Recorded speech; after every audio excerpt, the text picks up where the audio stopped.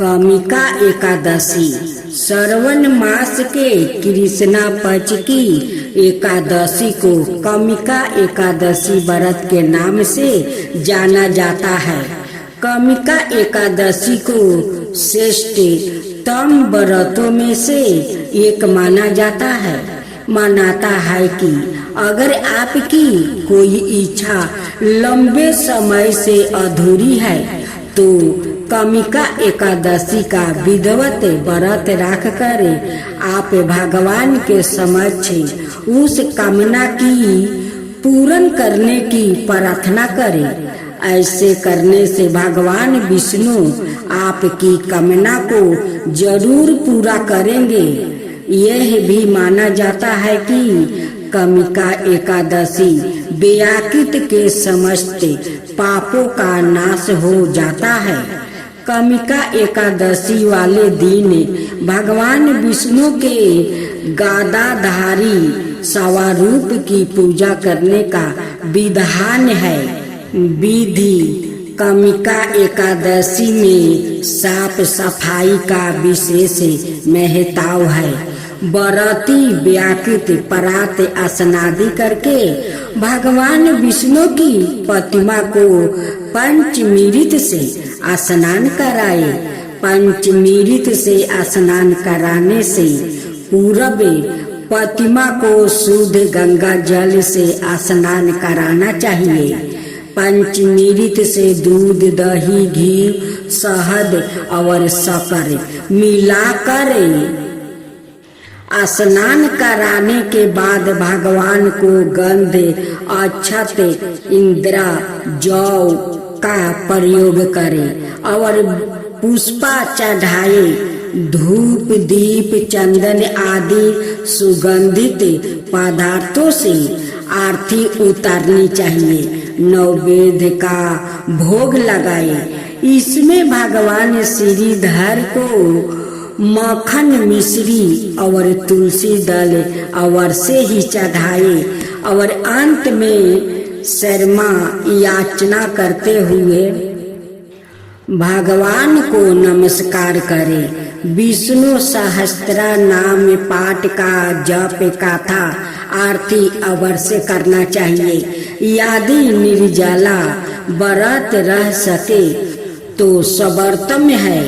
अनाथ फलाहार ले सकते हैं। रात में भगवान का ध्यान ओ भजन कीर्तन करें। कोशिश करें कि एकादशी की रात जागरण करें। अगले दिन स्नान करने के बाद ब्राह्मण को भोजन कराएं और समर्थ के अनुसार दान करें। इसके बाद ही सवाई भोजन करें। दशमी की रात से लेकर द्वादशी के दिन तक ब्रह्मचर्या का पालन करें। किसी की चुगली और निंदा ना करें। प्रभु भक्ति में लीन रहे। भक्त जनों, अब आप श्रवण करेंगे कथा कामिका एकादशी व्रत की। महापुण्य फल देने वाली कामिका एकादशी की व्रत कथा। कुंती पुत्रा धर्मराज युधिष्ठिर कहने लगा कि हे भगवान, आषाढ़ शुक्ल देवसायनी एकादशी का चतुर्मास्या महात्म्य मैंने भली प्रकार से सुना है। अब कृपा करके श्रवण कृष्णा एकादशी का क्या नाम है सो बताइए। श्री कृष्णा भगवान कहने लगा कि हे युधिष्ठिर, इस एकादशी की कथा एक समय सवाए ब्रह्मा जी ने देव ऋषि नारद से कहा था। वही मैं तुमसे कहता हूँ और तुम ध्यान पूर्वक इस कथा को सुनो। नारद जी ने ब्रह्मा जी से पूछा था कि हे पितामह, श्रवण मास के कृष्णा पक्ष की एकादशी की कथा सुनने की मेरी बहुत इच्छा है। उसका क्या नाम है, क्या विधि है और उसका महात्म्य क्या है, सो कृपा करके कहिए। नारद जी के यह वचन सुनकर वर्मा जी ने कहा, हे नारद, लोक के हित के लिए तुमने बहुत सुंदर प्रश्न किया है। श्रावण मास की कृष्णा एकादशी का नाम कमिका है। उसके सुनने मात्रा से बजय पे जग का फल मिलता है। इस दिन शंख चक्र गदाधारी विष्णु भगवान का पूजन होता है, जिनके नाम श्रीधर हरि विष्णु मध्वा मधुसूदन है। उनकी पूजा करने से जो फल मिलता है सो सुनो। जो फल गंगा, काशी, नैमी, सारण और पुष्कर स्नान से नहीं मिलता, वो विष्णु भगवान के पूजन में मिलता है। जो फल सूर्य और चंद्र ग्रहण पर कुरुक्षेत्र और काशी में स्नान करने से, समुद्र वन सहित पृथ्वी दान करने से, सिंह राशि के बृहस्पति में, गोदावरी और गंदगी नदी में स्नान से भी प्राप्ति नहीं होता। वो भगवान विष्णु के पूजन से मिलता है। जो मनुष्य श्रवण में भगवान का पूजन करते हैं उससे देवता, गंधर्व और सूर्य आदि सब पूजित हो जाते हैं। और पापों से डरने वाले मनुष्यों को कमिका एकादशी का व्रत और विष्णु भगवान का पूजन असमय करना चाहिए। पाप रूपी कीचड़ में फंसे हुए और संसार रूपी समुद्र में डूबे हुए मनुष्य के लिए इस एकादशी का व्रत और भगवान विष्णु का पूजन अत्यंत आवश्यक है। इसे पढ़कर पापों के नाशों का कोई उपाय नहीं है। हे नारद, सवाई भगवान ने यही कहा है कि कमिका व्रत से जीव किरियोनी को प्राप्ति नहीं होता। जो मनुष्य इस एकादशी के दिन भक्ति पूर्वक तुलसी दल भगवान विष्णु को अर्पण करते हैं, वो इस संसार के समस्त पापों से दूर रहते हैं। विष्णु भगवान रतन, मोती, मणि और आभूषण आदि से इतने प्रसन्न नहीं होते जितने तुलसी दल से होते हैं। तुलसी दल पूजन का फल 4 भार चांदी और 1 भार स्वर्ण के दान के बराबर होता है। हे नारद, मैं सवाई भगवान की अति प्रिया तुलसी को सदाए नमस्कार करता हूँ। तुलसी के पौधे को सींचने से मनुष्य की सब अतनाएं नष्ट हो जाती है। दर्शन मात्रा से सब पाप नष्ट हो जाते हैं और स्पर्श से मनुष्य पवित्र हो जाता है।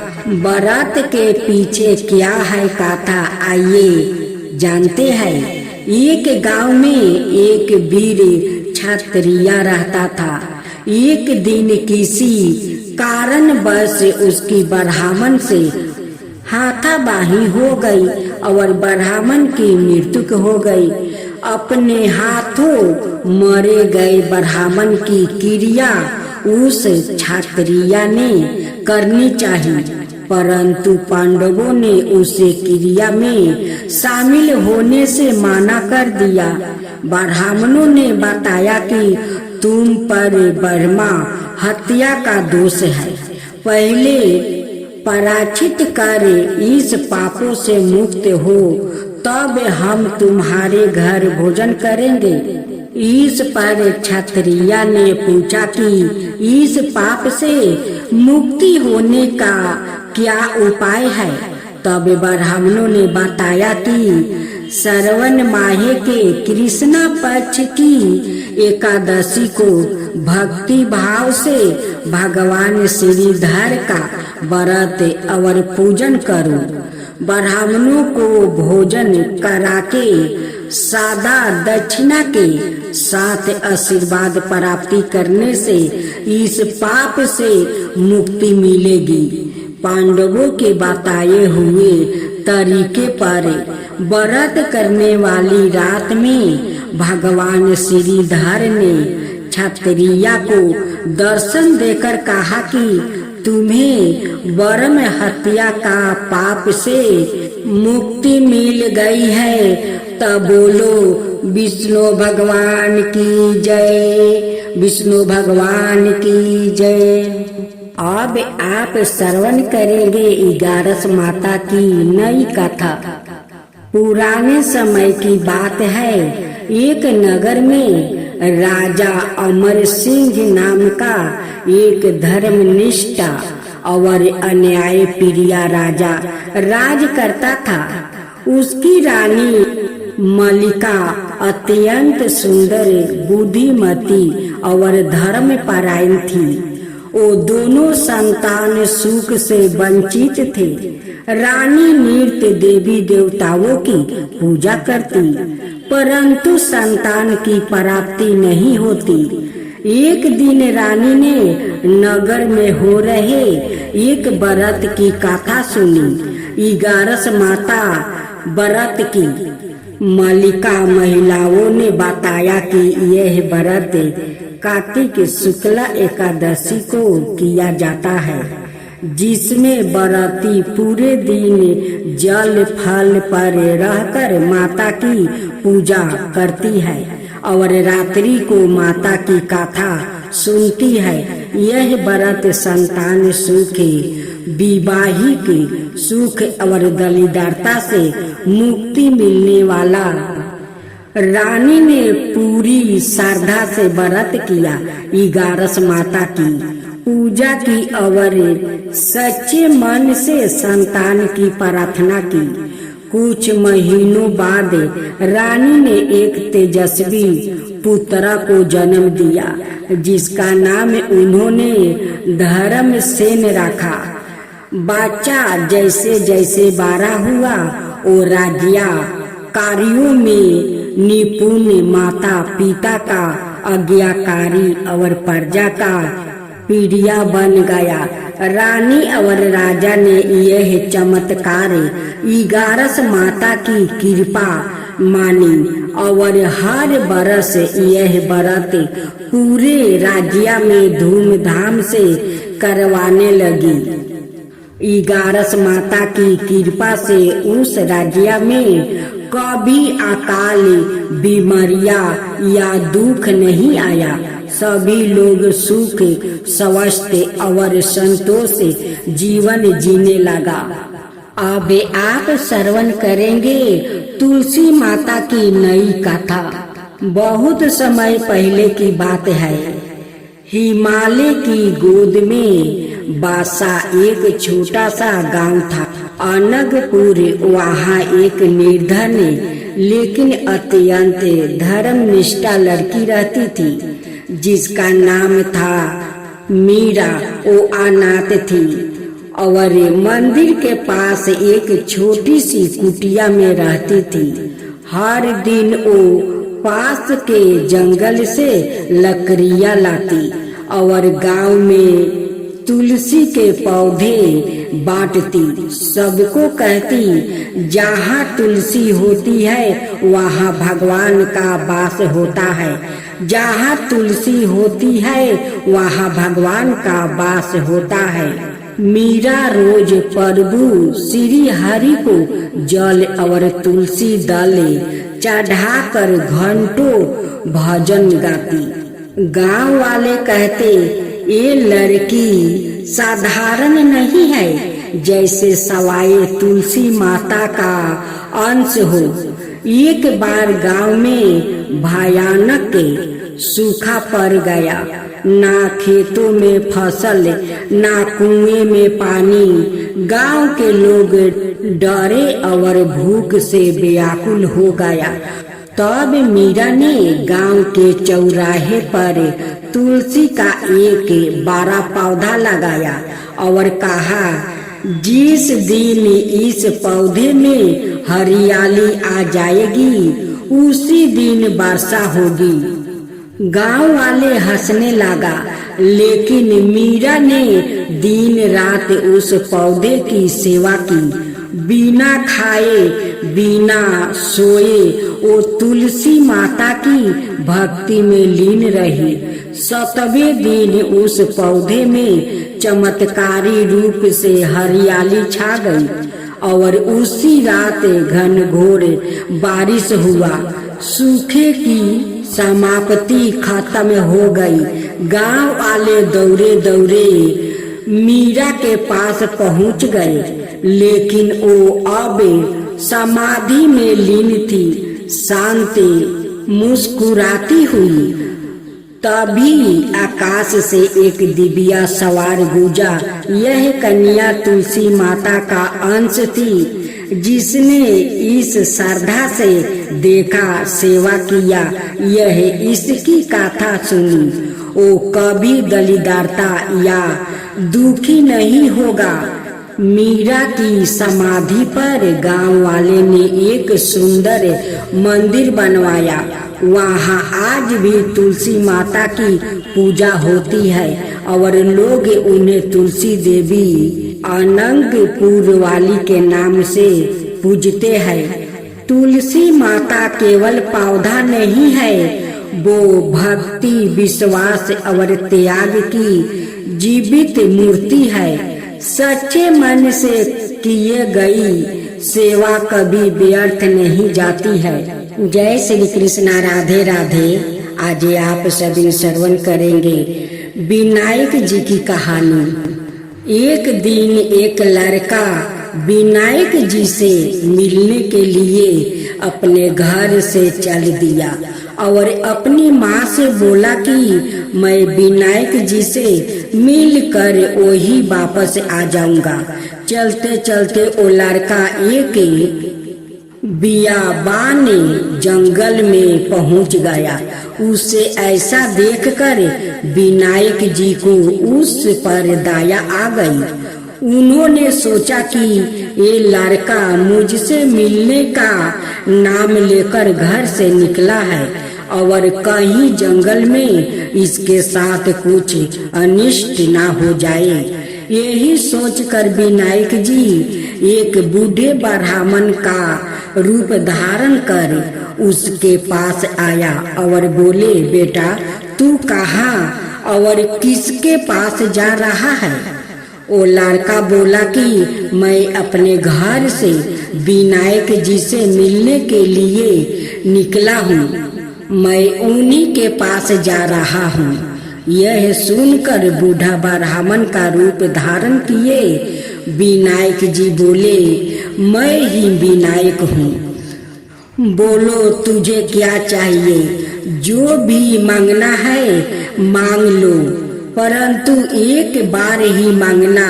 यह सुनकर उस लड़के ने कहा, अन्न हो, धन हो, हाथी की सवारी हो, महल में गुलाब का फूल जैसी सुंदर स्त्री बैठी हो। उसकी चतुराई देखकर विनायक जी प्रसन्न हो गए और बोले, लड़के तूने तो सब कुछ ही मांग लिया, जा सब कुछ वैसा ही होगा जैसे तूने मांगा है। वो लड़का फिर अपने घर आया तो उसने देखा कि एक सुंदर सी बहू चौकी पर बैठी है और घर में बहुत सा धन आ गया है। उस लड़के ने अपनी माँ से कहा, देख माँ, मुझे विनायक जी ने कितना धन दिया है, यह सब मैंने विनायक जी से मांगा है। हे विनायक जी महाराज, जैसे आपने उस लड़के की सुनी वैसा ही सबकी सुनना और जैसा उसको दिया वैसा ही सबको देना। कहने सुनने वाले हमारे पूरे परिवार की मनोकामना पूर्ण करना।